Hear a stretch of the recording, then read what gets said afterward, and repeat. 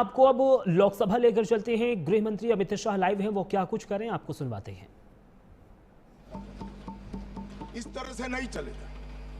सरकार संवेदनशील है, सभी समस्याओं को सुनना चाहती है, निराकरण भी चाहती है। यही संसद ने ढेर सारी योजनाएं बनाई, मगर इसका इंप्लीमेंटेशन भी आप नहीं करने दोगे, क्योंकि आपकी आइडियोलॉजी और आपका अवैध शासन वहां पर चलता रहे। मैं आज पूछना चाहता हूं, अभी कांग्रेस के लोग बहुत जोर जोर से आदिवासी का विकास नहीं हुआ, विकास नहीं हुआ, विकास नहीं हुआ कहते थे, और राजकुमार रोज जैसे आदिवासी युवा सांसद भी वोट की लालच में कांग्रेस का समर्थन कर रहे थे, कांग्रेस की थ्योरी का समर्थन कर रहे। मैं उनको पूछना चाहता हूं, भाई 75 साल में 60 साल तो शासन आपने किया, आदिवासी अभी तक विकास के बगैर क्यों बच गया? विकास तो अब आकर नरेंद्र मोदी जी कर रहे हैं। 60 साल तक उसको घर नहीं दिया, उसको पानी नहीं दिया, इसके लिए स्कूल नहीं बनी, मोबाइल टावर नहीं पहुंचने दिए, बैंक की फैसिलिटी नहीं पहुंचने दी, और अब आप हिसाब मांग रहे हो। अरे भाई, जग थोड़ा तो अपने गिरेबान में झांक कर देखो कि दोषी कौन है। मान्यवर, मैं पूरा बताऊंगा। मान्यवर, 12 राज्य, छत्तीसगढ़, तेलंगाना, आंध्र प्रदेश, ओडिशा, महाराष्ट्र, मध्य प्रदेश, झारखंड, बिहार, बंगाल, केरल, कर्नाटक का कुछ हिस्सा और उत्तर प्रदेश के 3 जिले, ये पूरा रेड कॉरिडोर बनाकर, और वहां कानून का शासन समाप्त। 12 करोड़ लोग गरीबी के अंदर सालों तक जीते रहे, किसी ने चिंता नहीं की। हजारों युवाओं की मृत्यु हुई। एक एनजीओ की अगर मान ले तो इधर और साइड से 20,000 और इधर और साइड से 20,000 युवा मारे गए। कई पूरा जीवन दिव्यांग बन गए, अपाहिज बन गए, नर्क का जीवन जी रहे हैं, और उनके तक विकास भी नहीं पहुंचा। मान्यवर, कौन जिम्मेदार है इसके? क्या इस देश की सबसे बड़ी लोकतंत्र की पंचायत ने क्षीर नीर कर इस पर चिंतन नहीं करना चाहिए, या अपने गढ़े गढ़ाई थ्योरी लेकर घूमते रहना चाहिए? मैं बाद में बताता हूं कि नक्सलवाद का मूल कारण विकास की डिमांड नहीं है, एक आइडियोलॉजी, जिस आइडियोलॉजी को अपने राष्ट्रपति पद का चुनाव जीतने के लिए 1970 से इंदिरा जी ने स्वीकार कर लिया। ये वामपंथी विचारधारा के कारण नक्सलवाद फैला। मान्यवर, प्रधानमंत्री मनमोहन सिंह जी ने पूरे देश के सामने स्वीकारा था कि कश्मीर और नॉर्थ ईस्ट की तुलना में भी देश की आंतरिक सुरक्षा की सबसे बड़ी समस्या हथियारी माओवादी, मगर कुछ नहीं हुआ। मान्यवर, 2014 में परिवर्तन हुआ और मोदी जी के शासन के अंदर कई सारी वर्षों पुरानी समस्या का निराकरण हुआ। धारा 370 हट गई, 35A हट गई, राम जन्मभूमि पर भव्य मंदिर बन चुका है, जीएसटी इस देश में आज वास्तविकता बनकर रहा है, सीएए का कानून आ गया है, विधायी मंडलों में मातृशक्ति को 33% आरक्षण दिया गया है।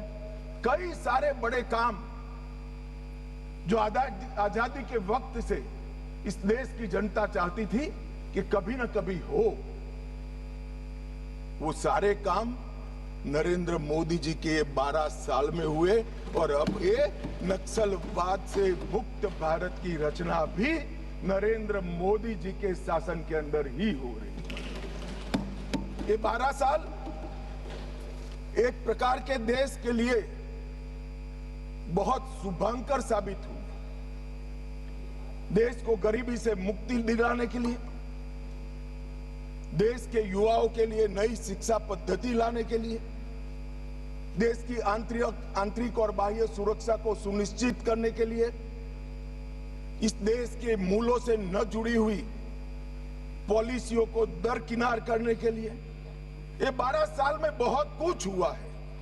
मगर मैं मानता हूं, अगर कोई पॉलिटिकल साइंस का विद्यार्थी इसका रेटिंग करना चाहेगा कि ये सारी चीजों से सबसे बड़ा फायदा किस फैसले और किस सिद्धि से हुआ है, तो निसंकोच वो पॉलिटिकल साइंस का विद्यार्थी नक्सल मुक्त भारत को नंबर 1 पर रखने से जरा भी नहीं।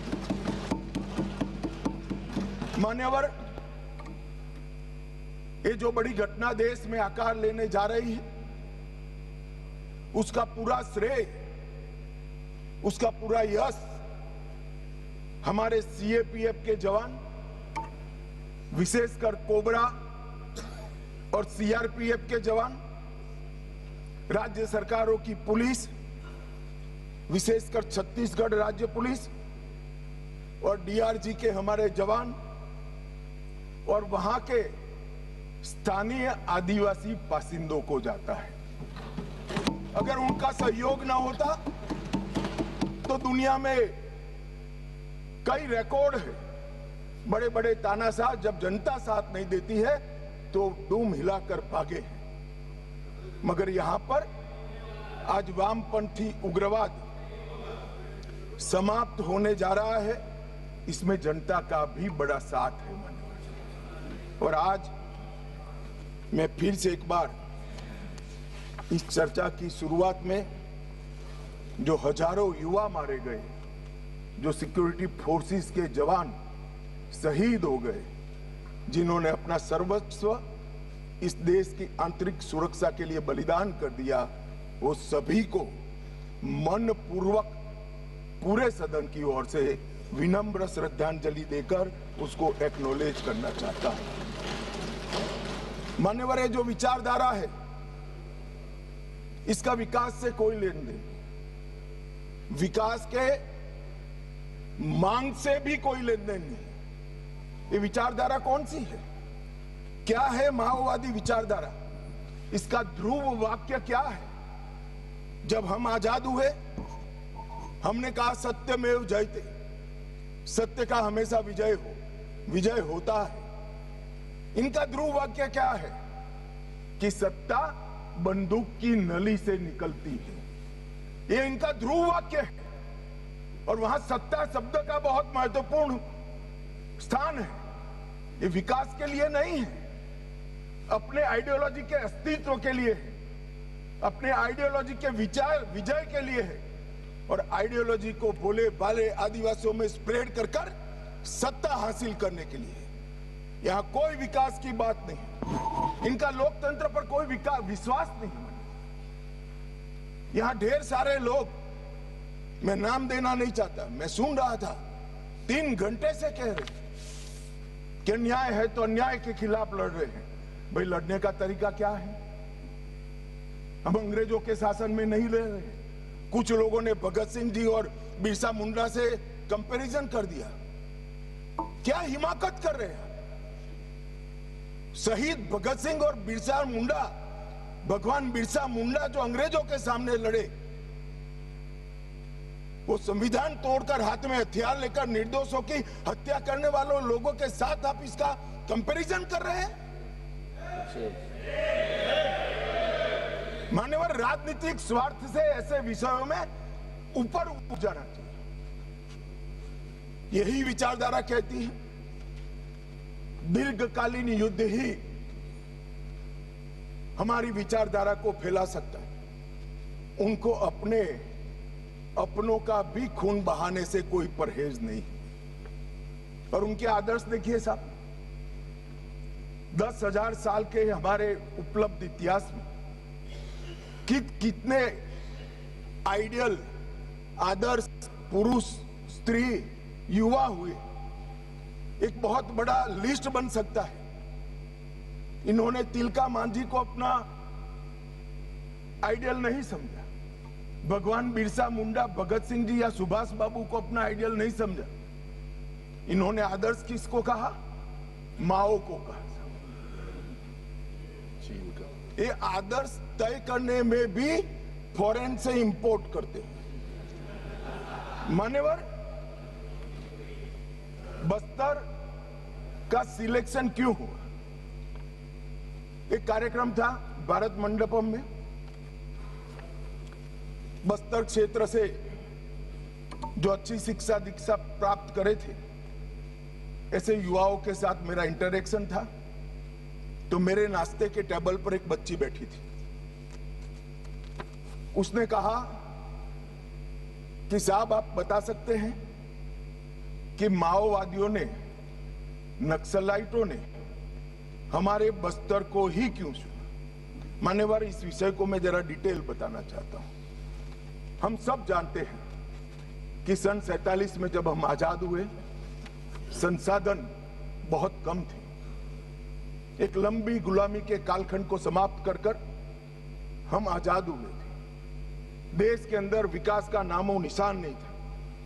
दशकों तक, लगभग 2 सदी तक इस देश को गुलामी में लूटा गया। जब नया राज्य बना तो राज्य की पहुंच कुछ क्षेत्रों में सीमित रहेगी, थी ही नहीं, बढ़ानी थी। ये तो समय जाते जाते बढ़ेगी। और मान्यवर, क्योंकि संसाधन कम थे, रेवेन्यू कम थी, तो विकास भी परकोलेट होते होते हर क्षेत्र में एक साथ नहीं पहुंचता है। अगर रोड बनाना है तो पूरे देश के एक साथ नहीं होता।